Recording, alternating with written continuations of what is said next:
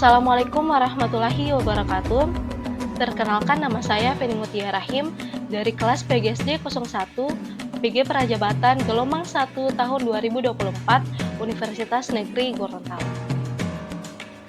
Dalam video ini saya akan memaparkan hasil refleksi pengalaman belajar saya pada mata kuliah Filosofi Pendidikan Indonesia.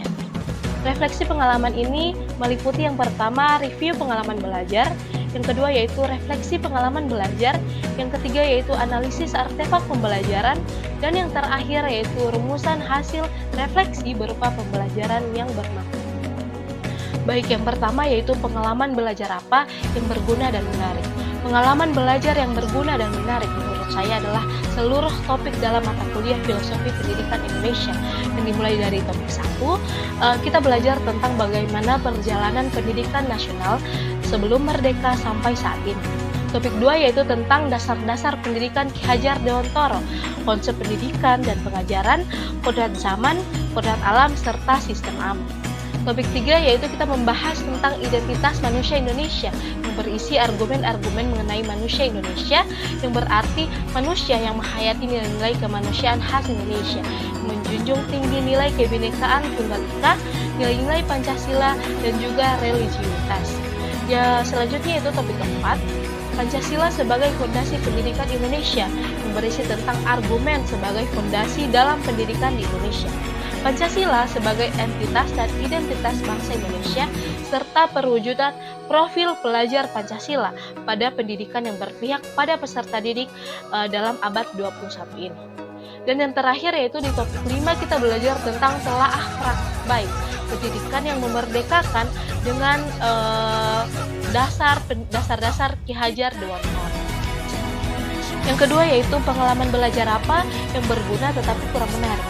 Menurut saya, pembelajaran yang berguna tetapi kurang menarik adalah pembelajaran yang terdapat pada topik 2, yaitu yang berisi argumen kritis tentang esensi pendidikan yang berdasarkan dasar-dasar pemikiran Ki Hajar Dewantara, yang terdiri dari menelaah nilai-nilai luhur budaya, mewujudkan pendidikan yang berpihak pada anak, pendidikan budi pekerti, kodrat alam, dan kodrat zaman, serta menelaah sistem aman. Topik ini tentu sangat berguna bagi kita sebagai calon guru untuk bisa memahami dasar-dasar pendidikan Indonesia serta mengimplementasikannya dalam menghadapi siswa nantinya. Namun, menurut saya kurang menarik karena pada topik ini banyak sekali teori-teori dan istilah-istilah baru yang juga sulit dipahami. Yang ketiga yaitu pengalaman belajar apa yang menarik tetapi kurang berguna.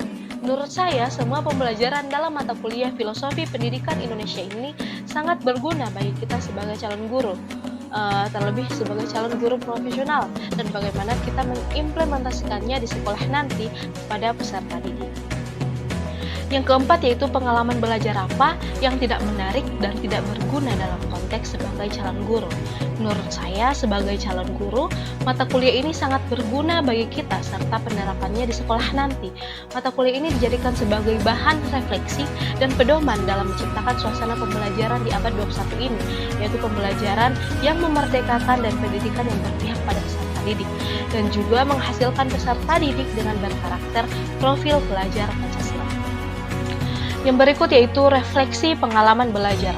Dalam mata kuliah ini, saya mendapat banyak pemahaman baru yang akan diimplementasikan dalam dunia pendidikan nanti.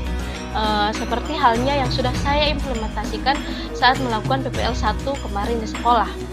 Dalam menyusun rancangan pembelajaran, saya tentu memperhatikan hal-hal yang sudah saya pelajari dalam mata kuliah ini.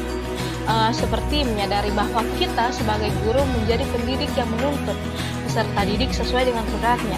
Peserta didik diberi kebebasan, namun pendidik berperan sebagai pamong yang memberikan tuntunan atau arahan kepada peserta didik agar mereka tidak kehilangan arah dan dapat menemukan kemerdekaan belajarnya.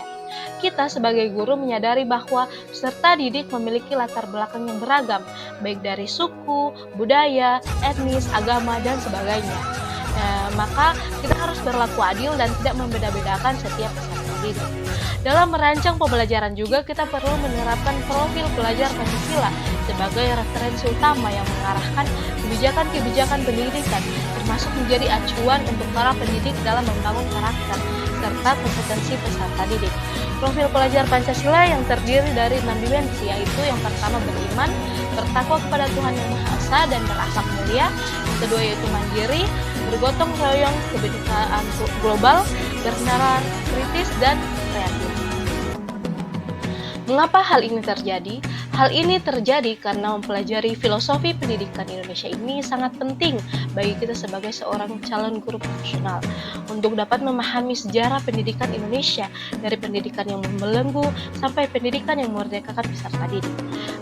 Kita sebagai calon guru perlu memahami dasar-dasar pemikiran Ki Hajar Dewantara serta menyadari bahwa Pancasila sebagai fondasi pendidikan di Indonesia, sehingga hal-hal ini dapat menjadi acuan bagi saya untuk dapat memahami tujuan dalam mendidik dan melaksanakan pembelajaran yang memerdekakan serta berpihak pada peserta didik sesuai dengan pembelajaran pada abad ke-21, sehingga dapat menghasilkan peserta didik yang berkualitas dengan berkarakter profil pelajar Pancasila. Artefak-artefak pembelajaran yang dijadikan bukti dukung hasil refleksi pengalaman belajar. Artefak ini berupa aksi nyata topik 5, yaitu proyek perubahan. Saya membuat proyek perubahan atau change project tentang pendidikan yang berpihak kepada peserta didik dan memerdekakan peserta didik dalam pendidikan abad ke-21 yang dilakukan berdasarkan Project Based Learning atau PJBL, salah satu mata pelajaran yang sudah saya implementasikan di tempat PPL 1. Proyek ini dibuat dalam bentuk PowerPoint yang sudah saya publikasikan di dalam aksi nyata topik. Dan yang terakhir yaitu rumusan hasil refleksi berupa pembelajaran yang bermakna. Dengan membahas topik ini, saya bisa lebih paham mengenai pentingnya bagi calon pendidik untuk memiliki pemahaman, kesadaran diri, dan panggilan jiwa yang tulus untuk menuntun dan memberikan pendidikan yang terbaik bagi peserta didik. Yang dimulai dari perjalanan pendidikan Indonesia dan dasar-dasar pemikiran Ki Hajar Dewantara yang membawa suatu perubahan dalam cara pandang saya memaknai peserta didik dan proses belajarnya. Dengan pengetahuan baru yang telah saya dapatkan, akan saya jadikan sebagai bahan refleksi untuk terus menjadi pribadi yang lebih baik dan seorang pendidik yang paham akan arti menuntun segala kodrat yang ada pada peserta didik. Hal-hal yang telah saya dapatkan dalam kuliah ini akan saya implementasikan dalam praktik nyata pembelajaran di sekolah nantinya dengan membuat pembelajaran yang memerdekakan dan berpusat pada demikian hasil refleksi pengalaman belajar saya dalam mata kuliah Filosofi Pendidikan Indonesia. Terima kasih. Wassalamualaikum warahmatullahi wabarakatuh.